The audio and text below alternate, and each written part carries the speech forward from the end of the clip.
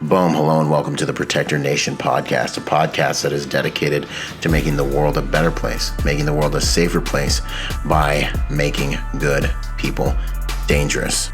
In this podcast, we're going to study and understand what it takes to protect your family, to protect your loved ones, because we all know that you have a few basic needs, food, water, and shelter, but you also have the need to protect those things. In a world and society where evil runs rampant and is sometimes left unchecked, learning how to protect yourselves and your loved ones is becoming more and more important. And so we strive to raise the level of accountability to those who would do evil on this planet by making sure that the sheep, that the flock, is more well-versed in protecting themselves and their loved ones. If that sounds interesting to you, then sit back and enjoy the show out. Boom, what's up, you guys? Byron Rodgers here for another episode. Today, I've got an honored guest, Jared Wihongi of Survival Edge Tactical, coming at you guys. How you doing, Jared? Good. It's an honor to be on. Thanks for the invite. Yo, it's an honor to have you on, man. You know, I do a lot of interviews. Everyone's awesome, but I'm always really excited when I can talk with someone who's kind of got that philosophy behind them and those multiple layers, you know, because it's something I'm all about, man. I love that. Okay. Well, glad to hear. Yeah, I'm excited for this next hour or so here. Yeah, brother. Heck yeah, man. So one of the things that drew me to kind of your brand and what you do is all the integrated combatives, you know, understanding the different tools that protection professionals and even civilians can bring to bear in a situation. I know that there's been a big push within America to buy firearms. And, you know, to me, it signals that people are concerned with protection. One of the things I want them to really also take into consideration is that we have so many tools within our hands with edged weapons and different tools at our disposal. What would you say about understanding the different tools that someone has and force options? Yeah, exactly. You kind of summed it up well, kind of what and how I personally like to teach. I see a lot of value in people understanding the use of force options that might be available to them. And a lot of that personally comes from my background as a law enforcement instructor, a police academy instructor at one point. And basically understanding that not every situation defensively is going to be a lethal force confrontation. In fact, most defensive situations are not. And so understanding, you know, how to integrate your different force options and when and where to use which ones, and being trained and equipped to prepare for those various force levels. Yeah, man, that's perfect. And honestly, you know, so much of that does have to do with the software, like intangibles, you know, like, are you comfortable? And well, I'd say also too, like your physical potency too, you know, like someone who weighs 110 pounds or 150 pounds might have to go to a tool before someone who weighs, 225, 250. But also, you know, how comfortable are people with using these other tools, before, when all you got is a hammer, everything looks like a nail kind of party starts happening, right? Yeah. And, I've always been a believer that being equipped is important, but being equipped is not necessarily being prepared. It's a good step in the right direction. But, like you said, the software portions of that, knowing when and where to use what force levels, and then knowing how to use those force levels, the training side of the physical training side of that. Yeah, that's huge, man. No, I totally dig it. So first question, I always like to dig deep and understand the man behind the work, because that's really important. People see the gram, they see the cool websites and stuff that we put out, but, what drives that? So who are you at your core, Jared? At my core, from a very, just kind of a personal, not just a professional standpoint, but a personal standpoint, at my core, I am first and foremost a family man, a provider and a protector for my wife and my children, and those that are close to me and that I have the opportunity or maybe the duty to protect. And I consider myself a disciple of Jesus Christ. So I'm a man of faith also, and so those are kind of the things that really define who I am at my core. I love that, man. I think there's so much to be said for like the power that we get as protectors from these intangible things you mentioned. I approach protection and I think of it as the ultimate act of service. being willing to stand between good and evil, being willing to put your life on the line. No greater love than this, that a man would lay his life down for his brother. You know, it's like, and then when you have that way of going through life, and you have, you know, I'm also a follower of Jesus Christ, as you put it, man. He's the only one that has never left me or forsaken me and gotten me through some things, man, you know. Absolutely. And you have your family behind you. You've got the best reasons in the world to fight. Exactly, and that's where those mindset things really come into play. I mean, you know, what am I willing to do to protect those that I love, and you know, and that make me who I am, and those are, you know, when you've got that, when that is part of your mindset pattern, you will do what is necessary to be prepared for that moment, and think of it as not what if this will happen, but when this happens, am I ready for it? And if you've got that mindset of it will happen, it's just a matter of time, then you're going to prepare for that eventuality. 100%. And you're prepared to pay the ultimate price. You know when and what it's worth. And Exactly. there's so much that's been said about the spirit of a warrior. And these are some really important things when you start to talk about those, I think, spiritual powers that help you do more than what is physically possible sometimes, or fight more or harder, man. It's good Absolutely. stuff. Absolutely. You know, you look at different warrior cultures throughout history and even till today. And every warrior culture, you know, they have their spiritual understandings according to, you know, to what their belief systems may be, and that is a big part of who the warrior is, and that's what prepares them to do what is necessary, even into the ultimate sacrifice to protect what they are willing to protect, and because they do have those belief systems, they are at peace with making that ultimate sacrifice, because they're confident in the knowledge of where they will be in the hereafter. Yeah, man, that's good stuff. So how did you get into doing what you're doing, brother? Sorry. Like, just how did you get into doing what you're doing? How did your career start? You know, I mean, honestly, it started as in my childhood. I always knew the direction I was going to go. You know, I've got, you know, journals from when I was probably 10 years old, and, you know, kind of outlining what I wanted to be. And I just had that protective instinct. You know, it was not only a part of who I am, but I grew up in the culture of my father in New Zealand, in the Maori culture, which is, there's a lot of warrior elements and components to that culture. And so that was embracing that side of my culture included the warrior side of that culture. And so that started really young, and I didn't really know if it was going to be a military or a law enforcement path at that age. Eventually it went towards the law enforcement path, but it was kind of something that I knew I was going to do. I just didn't know in what direction it would take me. And so that's kind of how I started in this. And even before I went into law enforcement, because I was attracted to the warrior cultures, I got into martial arts as a young child, and took every opportunity I could to pursue that, and that kind of helped to formulate my current career path and who I am. That's beautiful, man. I couldn't agree more. I had the same experience growing up. You know, part of my thing was just like knowing that I was a warrior and being like, well, you know, like, Father, how am I going to like serve and do good, knowing that I'm a warrior, you know? And really, God's been faithful to give me lots of opportunities, you know, as a Marine and then as a professional protector.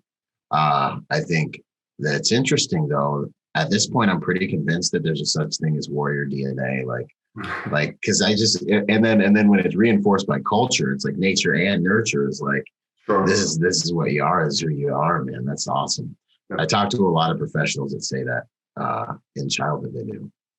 Absolutely, yeah, and it's kind of funny.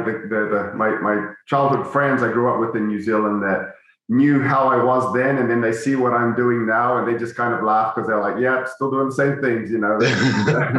I was that kid, and it's kind of stuck with me. And like I said, it's just part of who you are, and you know that you do make the choices you make as you grow up. Yeah, it's such a beautiful thing when you're able to find a vocation that fits with just who you are organically. It's like one of the most beautiful things in life, I think.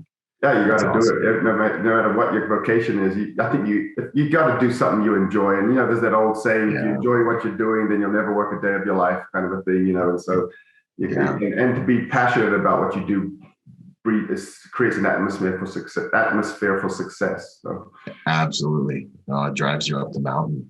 What is your mission? What would you say is your mission these days? From a professional standpoint, because they're integral. My professional mission is helping me to achieve my more personal missions with my family and whatnot. But my professional mission at this point in my life and how things have evolved is to be able to reach as many individuals as possible and increase. I guess to sum it up, increase the success and survivability of the individuals I have the opportunity to train. And that started off with police and military, and then it evolved into the private sector also. Whether it be just a family man looking to protect his family, or whether it's a woman who wants to be able to be safe as she goes to and from work and her daily activities, or a professional in some kind of a security field that wants to be able to perform his profession well, or whatever. My mission is to increase the success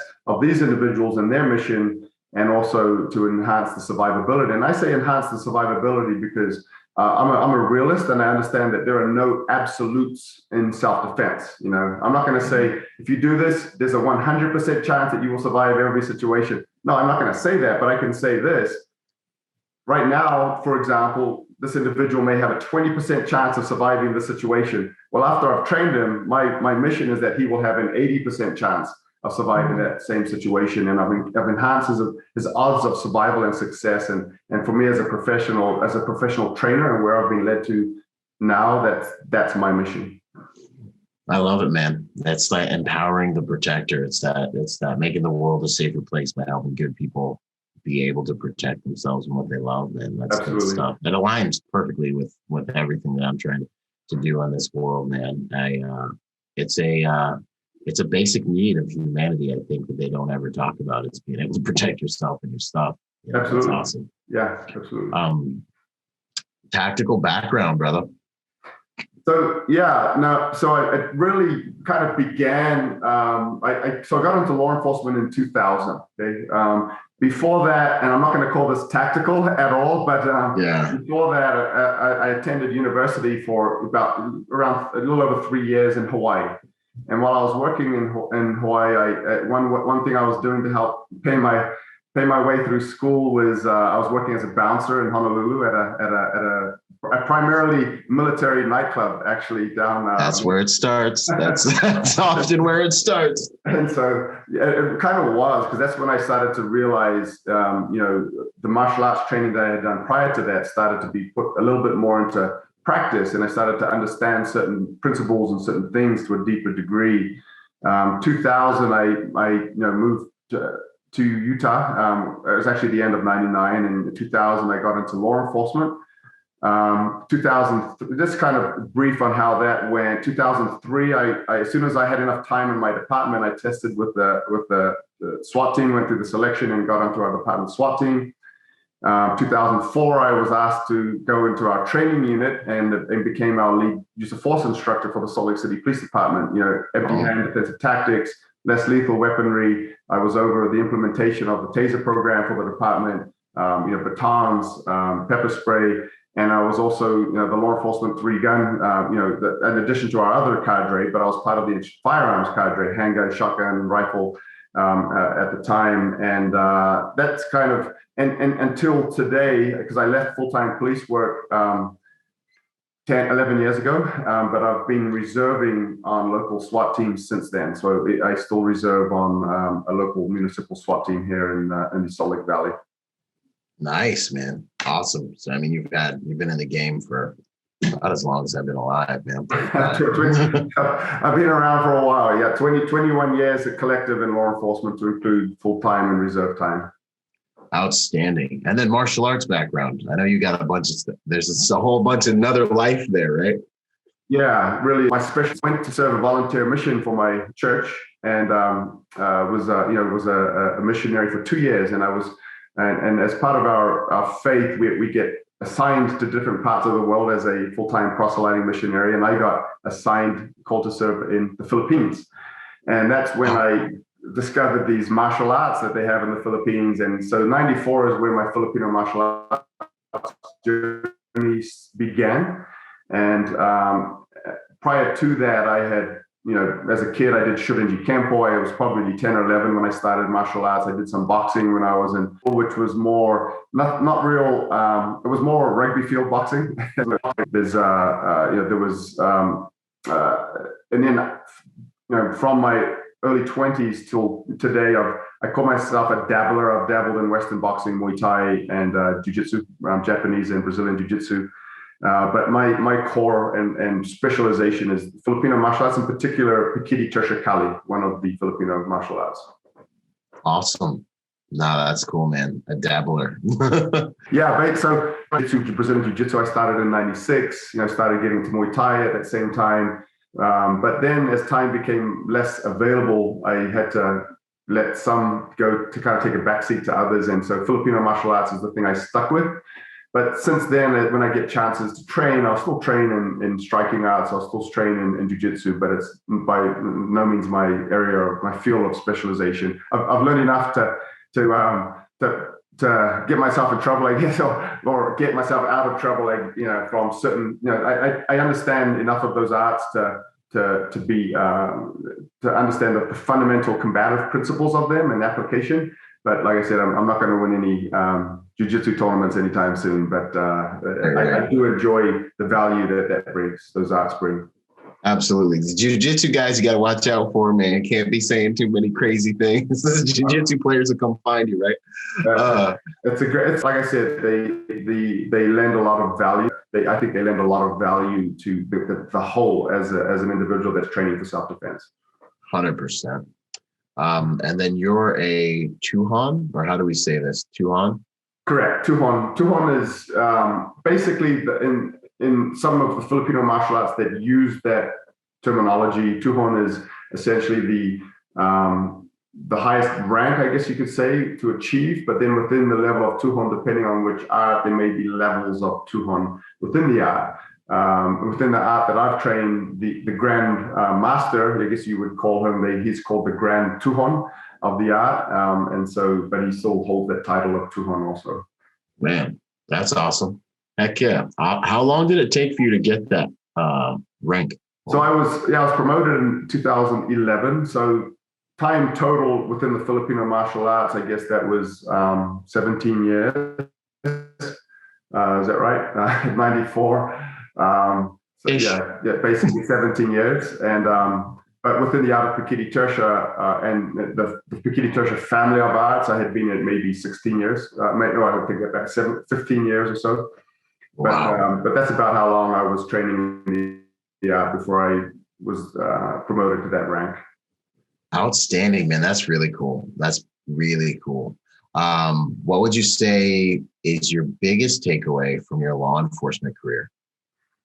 At this point in my life, I would say my biggest takeaway was the importance of training. Okay? And it was pretty early on in my law enforcement career that I was pulled into the training unit, police academy training unit. Again, I had only been an officer for 4 years. So it was 2004 when I was assigned full time to my training. So here I am, a 4-year officer, teaching these salty old officers of 10, 20 years how to do their jobs. And so it was quite a responsibility. But from there, at that point, as I learned how to be a police instructor and trainer, I started to understand more the importance, and that became basically my value as a big part of my value as a police officer was teaching others how to do the jobs better. When it came to use of force, because use of force, when done right, doesn't require any. Well, and I shouldn't say done right. When things go right, in combat, and a lot of things going right has to do with things being done right. But when things go right, you don't have to use any physical force. But things don't always go that direction, no matter what the officer might do. So being prepared not only to one, protect the public that you're dealing with, because you've got a responsibility as a law enforcement officer yourself, as a as a law enforcement officer, and make sure that you are and the other officers you're working with are going to go home at the end of each shift. So as I got into that training mode as a police officer, that's the biggest takeaway I started to understand was the value of training and ongoing training at that. Heck yeah. Awesome. Biggest takeaway from military contracting? It's very similar. And that all came about in 2005. So 2004, 2005 is when I had a big evolution in the direction I was going as a professional. In 2005, I was awarded a contract with the 19th Special Forces Group, who are headquartered here in the state of Utah. And I was awarded basically a year-long contract to train the guys in combatives, and that contract continued through to 2011. During the kind of the height of the wars there, and there were funds. There was the operational pace for a lot of these guys was high. There was a lot of deployments. There were funds to make sure guys were prepared for those deployments, and so it was during that era that I was doing a lot of that contracting. I did more after that, but that was really when it was literally on a weekly basis. And kind of the same takeaway was the value of, but not just the value of training. What I learned with military contracting was the value of appropriate training, because I was never in the military, and I part of what allured me to them was not only my martial arts background, but was my law enforcement background, in particular working on the SWAT team at the time, and that gave me an understanding of direct action, gave me an understanding of working in the similar type of kit that the guys were working in. And so I was able to adapt what I was teaching to be very mission specific. And so training that, the importance of being able to teach appropriately to the mission of the individual or units that you might be training. And so that was part of that whole, one of the big takeaways I got from that also. Awesome. Yeah, that's, I think, something that we run into in the executive protection field that I believe still runs parallel, moving from military to law enforcement to executive protection, is just the different mission sets. It's like direct action coming from like even being a Marine and taking over countries to understanding now we're policing a public. So we're not like, it's not default aggressive, default aggressive. And then with EP, it's like we're leaving and trying not to disturb things all the time. So it's like default protection. It's really interesting kind of thing for people to have to distinguish and move between. And that was, exactly what you said. That was kind of the evolution from 2005 to 2011 while I was running those contracts for the military operators that I was training at the time. They had an evolution in what they wanted me to teach them, because it began in 2005 with, hey, we're special forces guys, teach us how to fight with knives and teach us how to be mad killers, dangerous. Absolutely. And then a couple years, within a year or two after that, a couple years after that, it was after guys had, coming back from deployments and whatnot, and were understanding the asymmetric warfare environment they were having to adapt to and whatnot. They were coming back and saying, hey, that stuff that you're teaching to the police over there, actually, we need to learn some of that, that discretionary use of force and use of force decision-making and less lethal force options and things of that nature. So even for them during that period of time, the people that I was training at that time, there was an evolution in what I call what their original perceived needs were, and then what their actual needs were. And they don't always match up. And when you're teaching, for a living, you got to give people what they want. What their perceived needs might be, but sometimes their actual needs might be something a little different. Yeah, no, that's very interesting. That's part of the conundrum of being an instructor these days, especially if it's like in a civilian format. Yeah, that's true. Yeah. So how has your like Maori warrior culture really inspired you on your work? There's certain tenets and things that you really, hold dear that you've drawn power from. Yeah. So growing up, in New Zealand as a as a Maori, and New Zealand's got interesting demographics. I'm what we would call a half caste Maori. So I'm a light skinned Maori because I'm half Maori and I'm half Caucasian. But most Maori today in New Zealand are actually something similar to myself. There's so much mixed blood there, but ethnic, culturally, and how you ethnically identify. I grew up Maori, and I had, in a predominantly Maori neighborhood and school, and that was, for us, our culture is very important to us when we grow up in New Zealand. We understand, we keep a hold of the good parts of our culture, and a lot of that has to do with understanding, your tribal roots, your tribal histories, your genealogy, and different tikanga, we call it, the traditions of our people, and there's many facets of that. I grew up learning cultural song and dance of the Maori people. I grew up learning the war dances that we're pretty known for. The haka was what's called.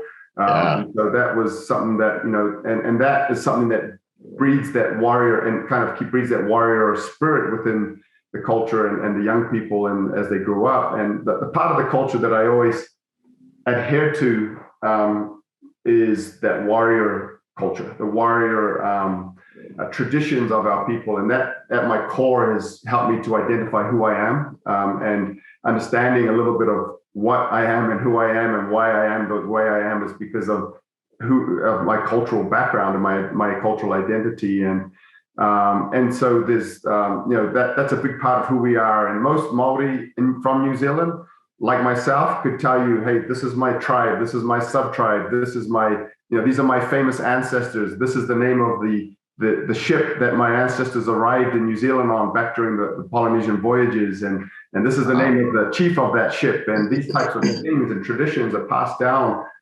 through oral tradition, and we hold on to those things. And I hope that my children, I'll be able to pass that tribal knowledge and cultural knowledge. And when I say tribal, the Maori people are very tribal in nature, and the word Maori was never something that we used as an identity prior to a European contact. I was Ngāpuhi was my tribe on my father, on my paternal line, and so I was known by my tribal affiliation and not as a Maori. Maori basically means a native man, native human, and there's all of these things are a big part of who I am, and help me to identify with that part of my history, my background, my ethnicity. That's interesting, man. That's really cool. I wish I knew all that stuff about where I came from. It's intriguing. And like I said, a lot of people, young people, from even within my culture that don't grow up in New Zealand, don't get the benefit of adhering to that stuff. But for me, it's very important. Yeah. That's awesome. No, that's really cool. What would you, so getting into integrated combatives, man, CQ FIT, what's the premise? How does it work? What do people need to know about it?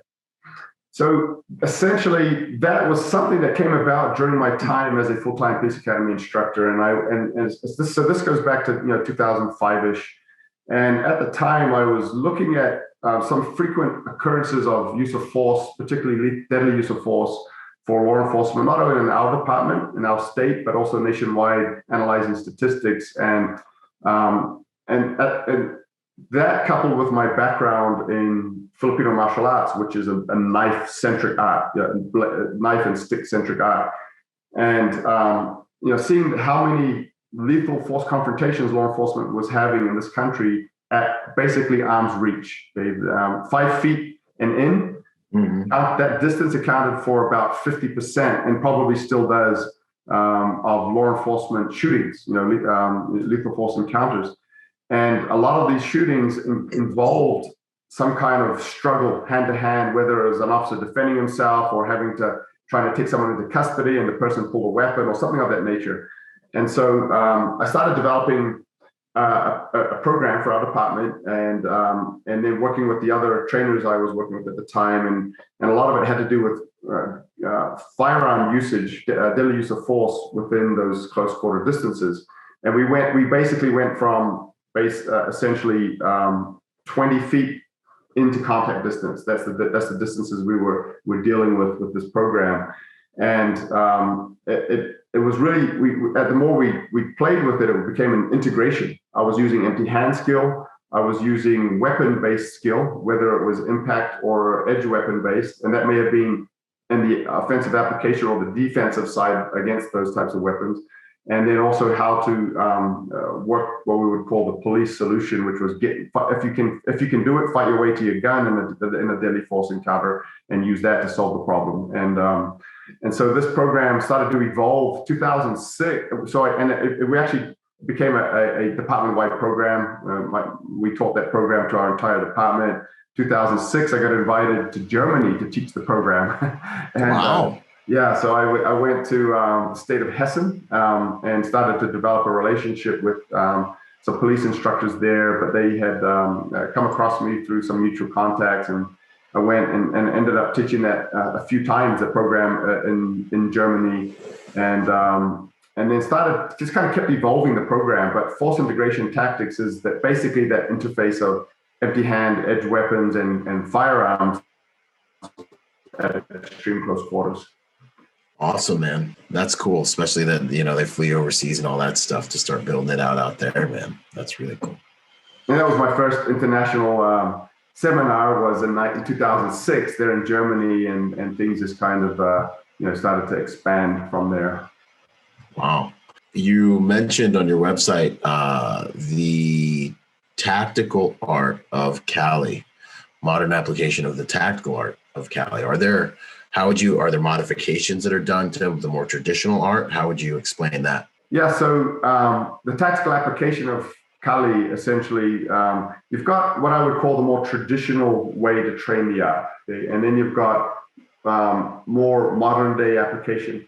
And the nice thing about Kali, or Pakiti Tertia Kali, is we don't live in a very traditional box, meaning if I teach things that are outside of the way it was done 100 years ago, I'm not offending the ancestors or anything like that. Okay? The art was designed to be relevant to today. Okay? In fact, that's one of the reasons why it is still a weapon-based art, because a lot of our martial arts have evolved to being empty hand focused.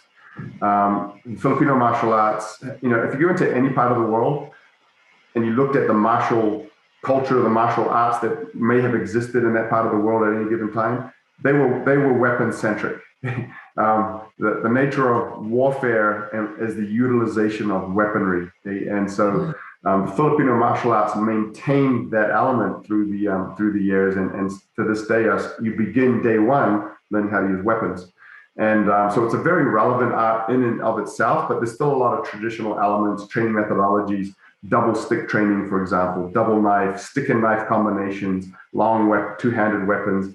And that may not have direct, obvious application for modern day self-defense. So the way that I teach the art is an integration of tactics that are more relevant to modern day self-defense, to include firearms. The application of firearms at close quarters, that CQ fit type training methodology that I explained earlier, and modern day application of knives. How do I use edge weapons for modern day's defensive application, and not just training the art itself, but really getting deeper and more direct into the modern application, tactical application of the art, to include military and police application also. Cool. Okay. Awesome, man. It's something that keeps evolving, which I think is always kind of the best, because situation dictates tactics, and our situations are always changing. What would you say about EDC knife conversation? What type of EDC knife would you recommend versus like a CQB knife and things like that? Yeah, so I'm first and foremost, I'm a big believer in same thing with firearms. Okay? Any knife or any firearm is going to be better than none. Now, so we can get past that. It's more valuable to me than my $2,000 1911 in my safe at home, right? So having it with you when you need it is the most important thing. And a lot of that is because it's not necessarily always just the tool, but it's how you use that tool.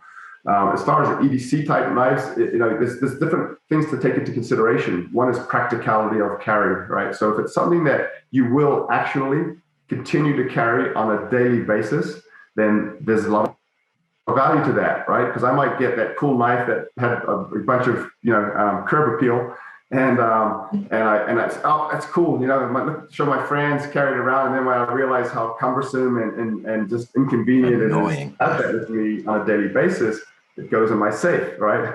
And so practicality of carry is an important thing, and then from after how practical it is to actually be an actual EDC everyday carry, then looking at the deployment, so other factors, like if it is practical to carry, then it probably has some good concealability points to it, which gives, that's one pro to the side of a folding knife, because they're easier to carry. They pretty much close half the size of what they are when they're open, so they're easier to carry. Yeah. And then you start looking at design features, locking mechanisms, types of steel and materials that are used in that, right? So sometimes we get carried away with, it's got to be this steel that makes it super super special. It stays sharp for 20 years and so on and so forth. But you know what? Let's go back 3,000 years and look at the steel that the types of metal that people were using at that time, and they were killing each other with them effectively. So it's not always the most expensive steel that might make you feel good about what you're carrying. And if it's a utility blade that you use on a regular basis, okay. It's just good to have something that's good and functional, first and foremost, and then fits your budget. You can buy $1,000 knife, or you can buy a $40 knife, right? So, and you'll find them in both price ranges that'll do what you want them to do. They'll be dangerous. You go to a prison and people are stabbing each other with sharpened toothbrushes. Yeah. So you can be deadly with either of those. It's just a matter of what fits your budget and so on and so forth. So every day, I take into consideration for defensive purposes the deployment capacity. Okay, how easy it is to get that knife out and open and into your hand under physical stress, under duress. And some are much harder to do. I like, for a folding knife, I like pocket deploy type mechanisms. Okay, you'll find with the Emerson Wave, the Bram Frank Bramp, the Crudo opening mechanism that he uses. Something that helps it to open up as it comes out of the pocket. I like that because it's much easier to get out into a fighting grip under stress. Or a fixed blade that is appropriate to everyday carry. Okay? I designed, and there's other designs that are similar to it, but here's the shameless plug. But I designed a knife to fit that bill, which is the Manaya blade. It's a co-brand I designed with Bastinelli knives, and it's basically a modified push dagger, but just that T-handle type style makes it easier to carry on your person as a fixed blade, because I don't have that long handle that's just hard to conceal, and it kind of is uncomfortable when I'm bending over and stuff. So fixed blades are ideal when practical, in my opinion. They're just easier to get out and into a fighting grip when you need them. But again, when practical.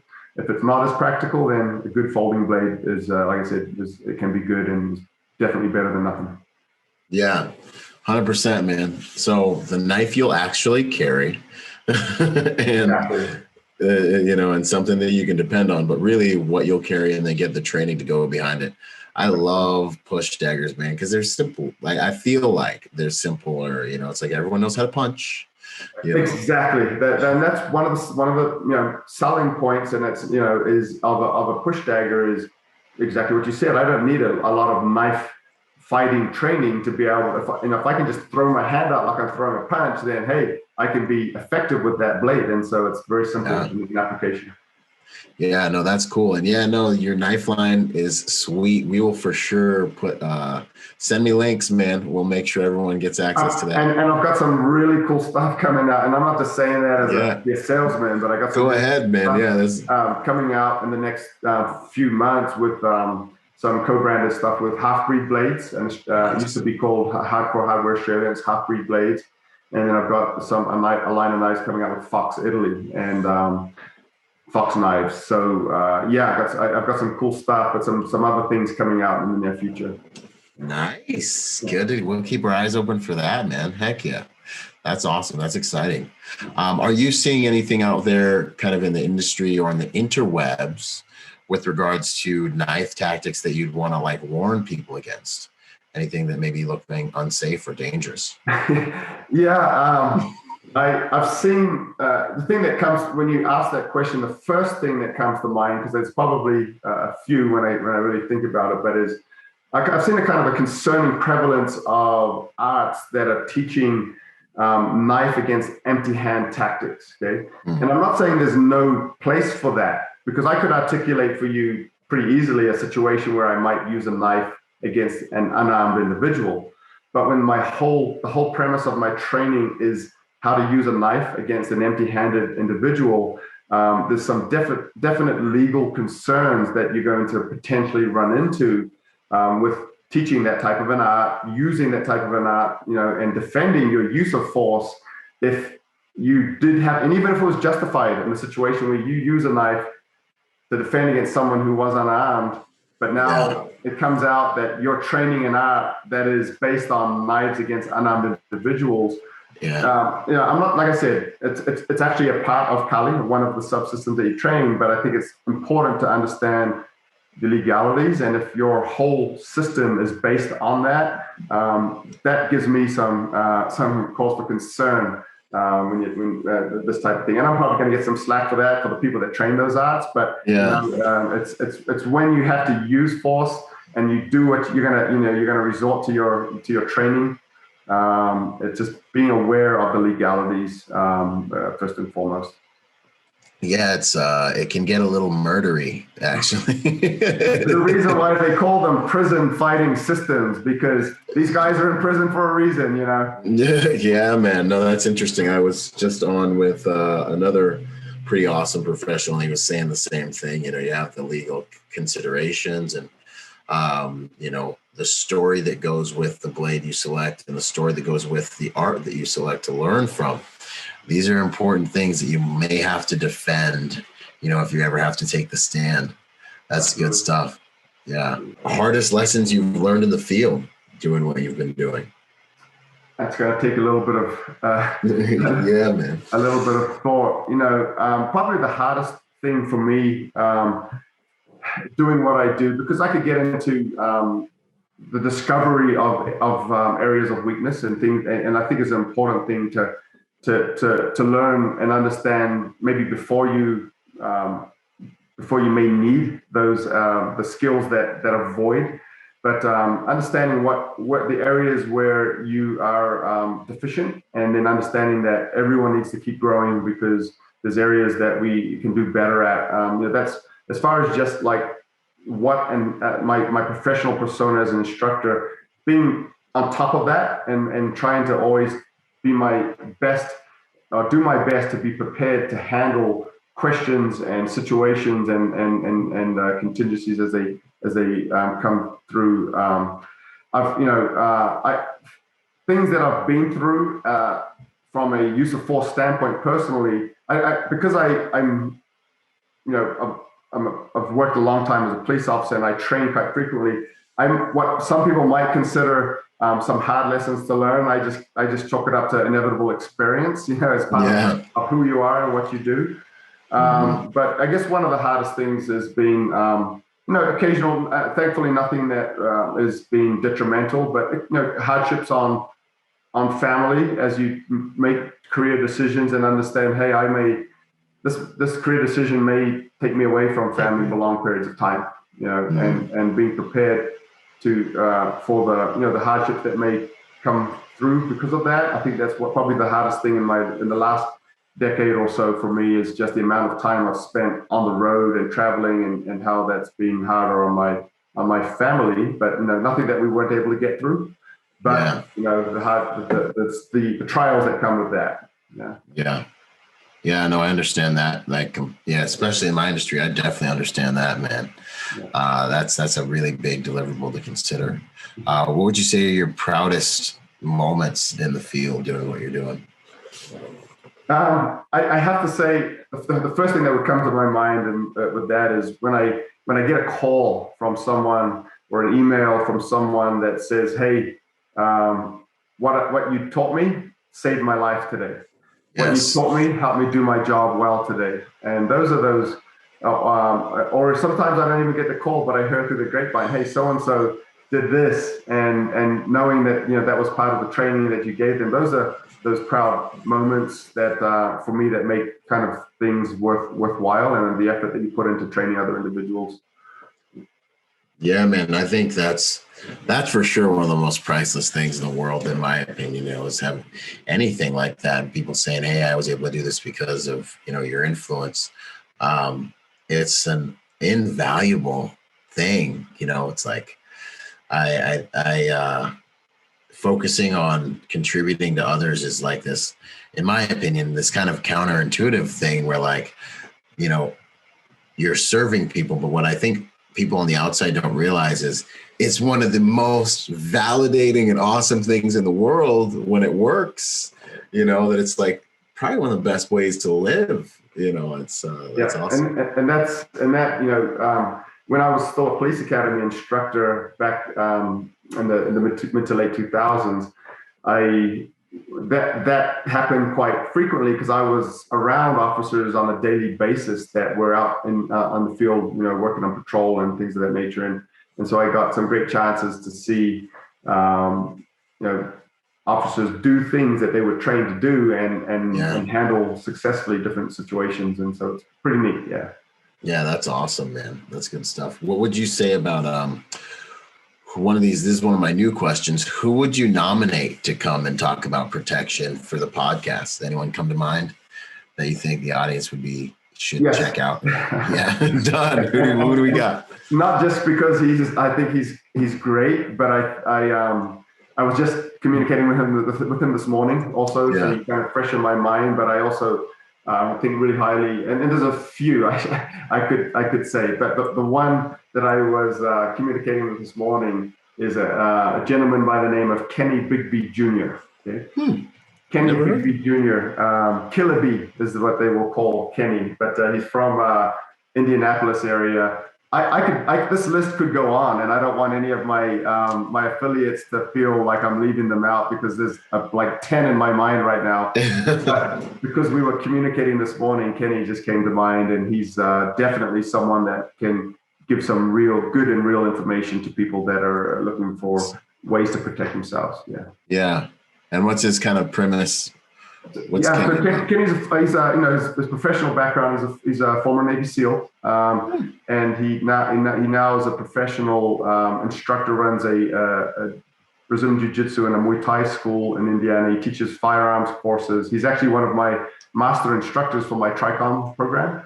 Wow. And one of the first batch of master instructors that went through my program, and so we're collaborating on some different projects in the future. But just a great, very skilled, articulate, and knowledgeable individual. Outstanding. Solid. Maybe I'll ask you to make that connection after this, if you don't mind. Absolutely. Yeah. Highly recommended. Very cool. One is one of my favorite questions, because we all have these things in us, and then when I ask this question, it just leaves people's minds. What would be a favorite quote or mantra that you live by? Oh man, gotta think of that one. See, I told you. Yeah, right. There's so many philosophies in different parts of my life, but I'll give you one. Okay. Yes, sir. There are many, and this isn't the quote, but it's just a good one. And it's one that I live as a use of force instructor. It's one that I teach. I teach frequently, and that's: the fight that you will always survive is the one that you were able to avoid. And as much as I train and I teach people to be prepared for dangerous situations, don't go looking for dangerous situations. Avoidance, awareness, situational awareness, and putting yourself in making good planning and good decisions beforehand will help you to avoid situations that may not be survivable. And so the situation that you will always survive is the one that you've been able to avoid. Heck yeah, 100%.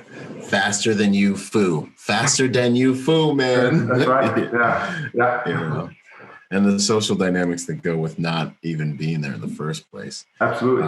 Yeah, man. Heck yeah. What a habit that you think the viewers should look into that can make them better people or better protectors, something to build into their lives? Yeah, I mean, one of the habits that in addition to obviously, looking for, trying to find ways to become a hobby martial artist. Okay, so that's it's because it's not easy to create that lifestyle of being a martial artist, and so just kind of learning to enjoy and appreciate the benefits that come from that, so that it becomes a lifestyle. But the same thing I would say about just general physical fitness. Okay? Physical fitness is a habit that I think I highly recommend, and for a few reasons. One is it's about self-preservation. You're trying to create a healthier you so that you can protect yourself from potential illnesses and things that may come in the future. But it also prepares you to be a better protector. The better shape you're in, the better you're going to be able to protect those who depend on you. But I think there's important things that I'm part of the Jim Jones team, and our mantra in Jim Jones is the mind is primary. Okay, and if you can overcome the mental hurdles of physical fitness, then that teaches you a lot about not just the physical benefits of pushing yourself to your limits when you go and work out, but a lot about life. If you can be successful by the mind is primary, and be successful in the gym, then discipline and hard work and seeing the benefits of it, that will bleed over, in my opinion, to other areas of life also. As a professional, whatever your pursuits might be, it's the same principles in a micro, in a kind of a micro scenario that will help you to be successful in other areas of life.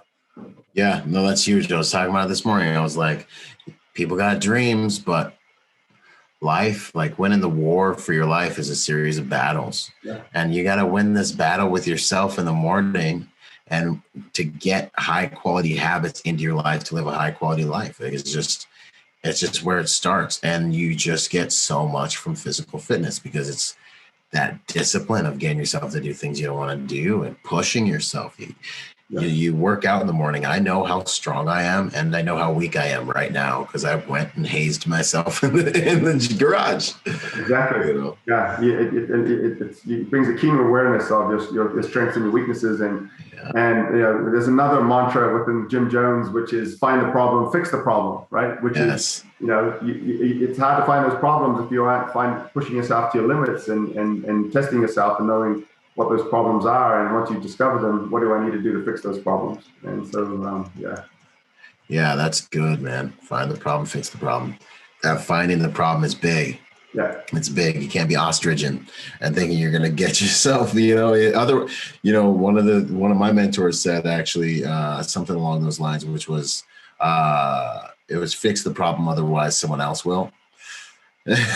Absolutely. You want to discover those weaknesses at the wrong time, at the wrong point. So yeah, absolutely. 100%, man. How would you like to be remembered, brother? A couple ways. I would like to be remembered as an honest man of faith who followed his convictions. Nice. That first and foremost. But on top, in addition to that, I'd like to be someone that is remembered as someone that contributed to and inspired individuals to do their best, particularly in my field, to be better protectors and better equipped to accomplish their mission, the protective mission, whatever that might be. And again, inspires people to do that, but also contributes to people's preparation as an instructor. So that's from a professional standpoint. That's good for me, and that's something that I would like to be able to contribute to as a professional. Yeah, that's awesome. There's that word contribution again, man. That's just a good place to live in. I think it's one of the best places to live in. That's awesome stuff. Well, it's been an honor to have you on the show, man. We got some good stuff here. It's been really interesting digging into your world and learning about your culture as well. I really hope this inspires more people to get into the integrative aspect of all the different force options that are available and learn to use what you got, Yeah. So it's been an honor having you here, man, and listening and learning from you for sure, Jared. Thank you. Yeah, it's been an honor and a privilege being invited. So I appreciate your time. Heck yeah, no, we're gonna do some cool stuff. What are you up to these days, and where can people find you? I've got basically, my central, I guess you could say, website that brings my different businesses in together is just jaredwihongi.com, my first and last name.com. People can contact me through there. Under my name and social media, Facebook and Instagram. People contact me through there too. Nice. And I say, the various businesses, because, I'm people that are martial artists, whether they're into tactical training or fitness training and whatnot. But everything is kind of can be located in jaredwihongi.com. Awesome. No, I'm the same way, man. It's just multidimensional, it's different layers, we just have it one place for you. Pick what you want. That's good. Diversify, especially, and things just evolve that way naturally too. Yeah, man. No, that's good. When you have all that inside of you that you can contribute on those levels, that's the main thing. That's cool. Awesome, brother. Well, once again, thank you so much for your time today. This conversation was fantastic, and I look forward to the next time our paths cross and doing some cool stuff in the future, man. Thank you. Absolutely. Yeah. No. Again, the honors, the privilege is all mine, and I look forward to keeping in contact with you. Awesome, brother. Boom. Yo, what up? I hope you guys really enjoyed that episode. Hey, listen, in order to get more out of the brand, I want to encourage you to go join us on our social media platforms and join us at protectornation.com. We post different types of content on our different platforms at different times. You'll get blog posts, you'll get videos, you'll get real world combat engagements and things like that. So stay plugged in order to get the most out of the brand. In order to support us, also go to protectornation.com and buy something, or join forces with me on Patreon. You'll scroll down the homepage and you'll see the link. Anything you can give counts. Think about whatever you would lose in your cushions or like spend on McDonald's this month, $5 a month, whatever it is. That helps us make the world a better place by making good people dangerous. Anyways, this is Byron Rodgers, protector by nature and by trade, and I'll see you on the next piece of content, whether it's a video or podcast. Out.